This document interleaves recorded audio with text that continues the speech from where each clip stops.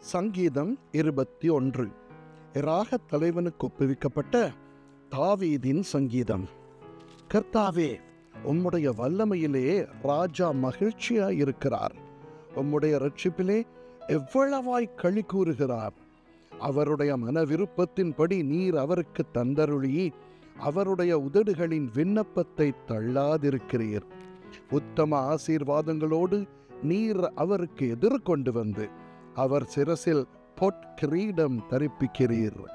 அவர் உம்மிடத்தில் ஆயுசை கேட்டார். நீர் அவருக்கு என்றென்றைக்கும் உள்ள தீர்க்காயுசை அளித்தீர். உமது இரட்சிப்பினால் அவர் மகிமை பெரிதாயிருக்கிறது. மேன்மையையும் மகத்துவத்தையும் அவருக்கு அருளினீர். அவரை நித்திய ஆசீர்வாதங்கள் உள்ளவராக்குகிறீர்.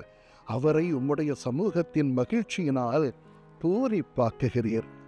ராஜா கர்த்தர் மேல் நம்பிக்கையாயிருக்கிறார். உன்னதமானவருடைய தயவினால் அசைக்கப்படாதிருப்பார். உமது கை உமது சத்துருக்கள் எல்லாரையும் எட்டி பிடிக்கும். உமது வலது கரம் உம்மை பகைக்கிறவர்களை கண்டுபிடிக்கும். உமது கோபத்தின் காலத்திலே அவர்களை அக்கினி சூளையாக்கி போடுவீர். கர்த்தர் தமது கோபத்திலே அவர்களை அழிப்பார். அக்கினி அவர்களை பட்சிக்கும். அவர்கள் கனியை பூமியில் இராதபடி நீர் அழித்து அவர்கள் சந்ததியை மனுபுத்திரரில் இராதபடி ஒழிய பண்ணுவீர். அவர்கள் உமக்கு விரோதமாய் பொல்லாங்கு நினைத்தார்கள். தீவினையை எத்தனம் பண்ணினார்கள். ஒன்றும் வாய்க்காமற் போயிற்று. அவர்களை இலக்காக வைத்து உம்முடைய அம்புகளை நாணேற்றி அவர்கள் முகத்துக்கு நேரே விடுகிறீர். கர்த்தாவே, உம்முடைய பலத்திலே நீர் எழுந்தருளும்.